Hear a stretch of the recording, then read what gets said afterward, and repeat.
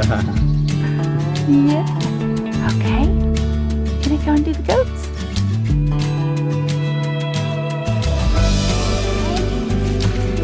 There, girls and hey, good one. Any babies? No, no babies. babies.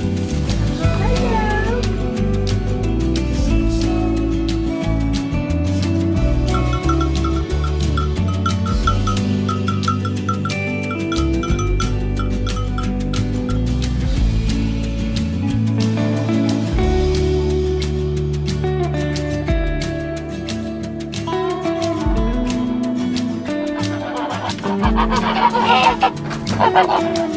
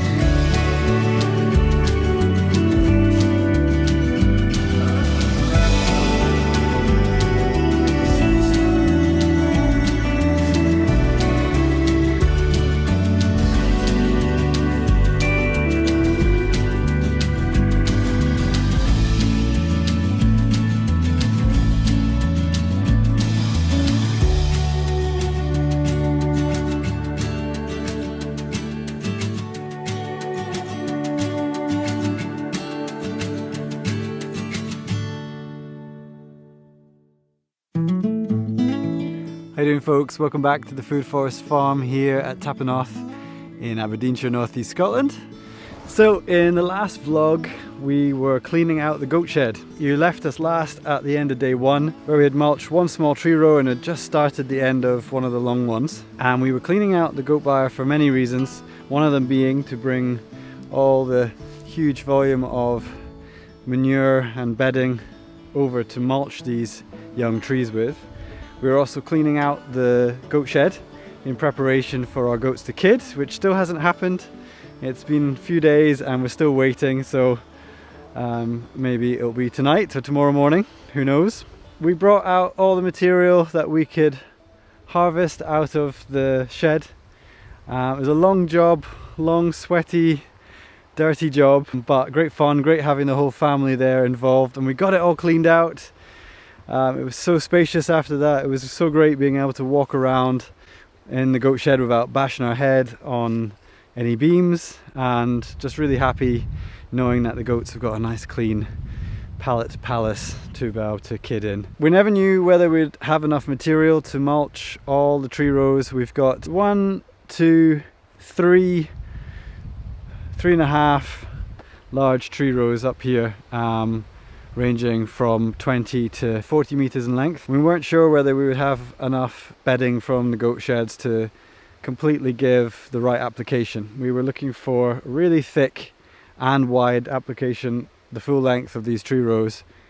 As you can see with this one, we ended up having to just put spot mulches, kind of these donuts of mulch around each tree, because we were running out. But that's okay, we did give a great application, and we did have some foresight that this might occur, that we might not have enough bedding from the byre to use as mulch. So I gave my friend Alistair a message, who farms just over the way, and he brought us round a couple of bales of straw. What we've been doing is rolling these bales out to widen up the tree rows. So as I mentioned in the last vlog, we want to plant more trees and shrubs along the north and the south of each row. So our apples, our aronia berries and Saskatoon and plums all in the middle, in line, in row. And then to the north we'll have biomass trees that we're purposely going to cut down at certain points throughout the years and feed the soil with that, use that as the mulch. And same with the shrubs along the front, the lower shrubs, comfrey, sweet cicely, etc. That's going to be grown especially for chopping and dropping and adding into the tree system here. The bales, we've been rolling them along, doing our best. It's not that easy, I gotta say. Pretty satisfying as well to roll them along. And currently we've rolled one bale along one side and almost the other side of a tree row. Unfortunately we got about 10 meters from the end and it's run out. I'll just show you, it's this one down here. We haven't quite got the straw as we want it. Here's the tree row that we've managed to roll the bale all the way along and back to this point here, which is about 10 meters from the end. But we're going to go along folding back the straw on itself, because actually this is far too wide, so we can fold it back a little bit more, which will thicken it up as well. And then when we're ready we can make planting holes through that straw and plant in these rows of biomass species, like I said, the comfrey, sweet cicely, when we have it. We've got some of those plants actually in pots, funnily enough, which we could probably put in the ground. We've also got some more berries which we could plant in row. But some of the other things, like we're going to experiment with lovage, sweet cicely, and then the cuttings of willow and poplar for the north side of the biomass trees. They won't be going in until next spring.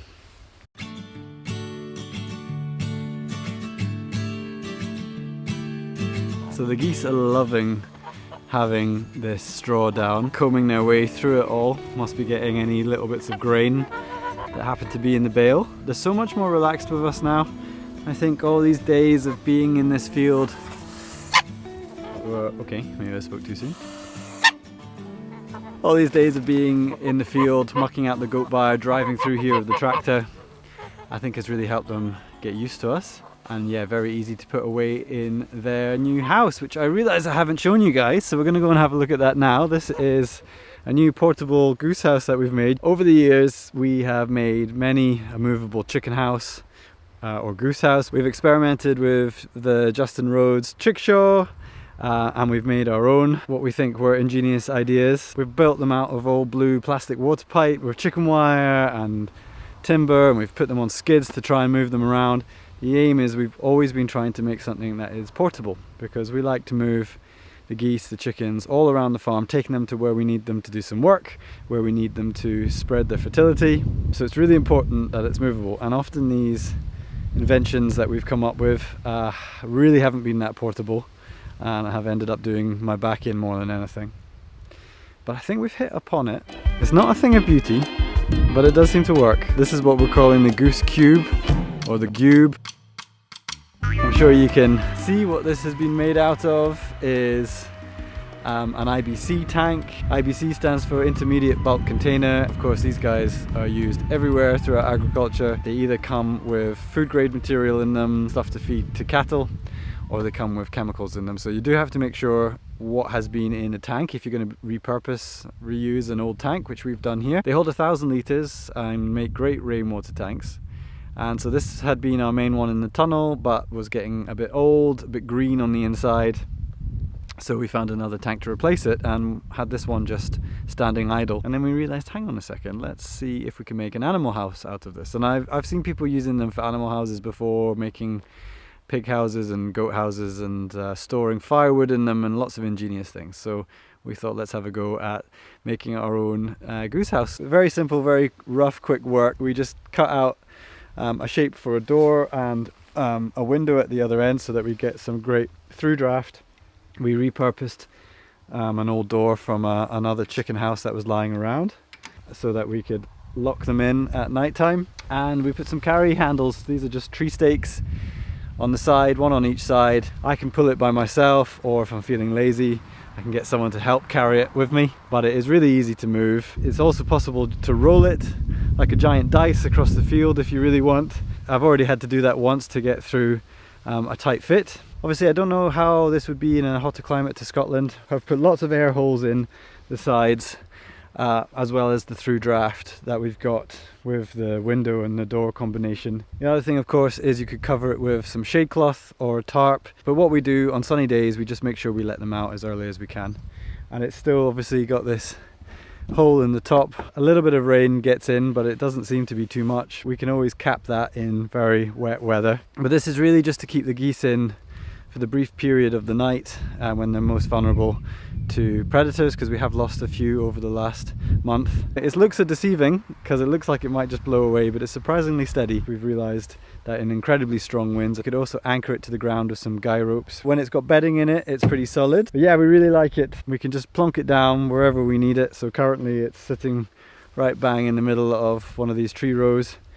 We can let them out in the morning. We can take their bedding covered in goose manure and add that to the tree row. It took them a wee while to get used to it, but they fit in there perfectly. So we'll see how that goes. Like I said, not a thing of beauty, but for us we thought it was a great way to repurpose this plastic cube. So I think Rosa's in the polytunnel. She headed off with Lily to have a nap, and while I've been chatting to you guys, I think she's come back out.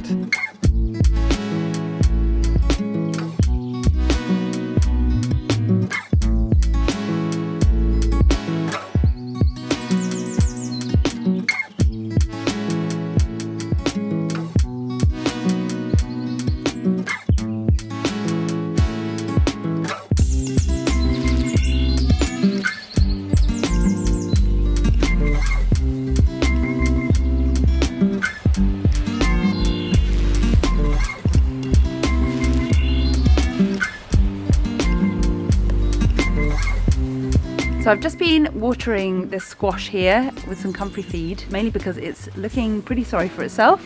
It's got some yellow leaves. It's planted in a tyre. This tyre is something that we chose as an alternative to a grow bag that we were planning to put on top of this barrel here. The tyre actually has more soil capacity than the grow bag did, so we're not 100% sure what it is that's meaning that this squash is maybe a little bit nutrient deficient, as we added some well-rotted manure in here and some bokashi, but we'll see what the comfrey feed does. We're pretty happy with it climbing up either way here, and hoping that it bounces back and manages to produce some nice squash, and we can just pick them as they dangle down here.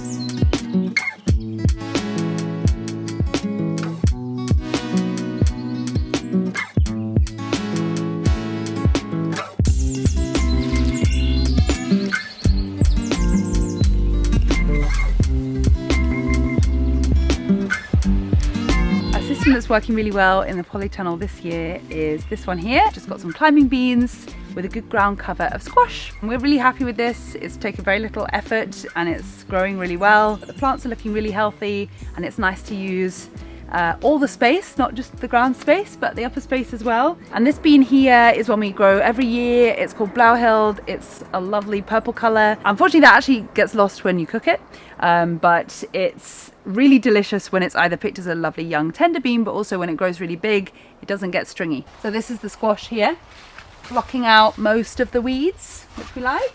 So this may look like quite a chaotic, maybe slightly weedy bed, but we've actually got a huge amount of edible crops growing in here. We've got a ground cover mainly of sweet potato that we bought from a nursery up in the Scottish Highlands. So this is crawling all across the ground here. Another ground cover that we've got is chickweed, which is totally edible and very good for you. We've got chamomile. Using some more of the vertical space, we've got some short season melons that we got from Real Seeds. They're called Minnesota Midget, and they did well last year. We've got this glorious plant here, which is callaloo, a delicious green, mainly delicious when it's cooked down quite a bit, so kind of like spinach but a bit longer. But this has grown really well, really productive, sturdy plant. And then we've got these nasturtium here, using some of this vertical space of this fence, and so this is just creeping about the place as well. And of course it's edible leaves seed pods and flowers. And we're very happy with this bed. It's beautiful but also incredibly abundant. Alright, nice to be in the polytunnel out of the wind, but we're back outside now, heading back over to the west field to our fruit tree silvopasture and carrying on with nailing that bale rolling technique.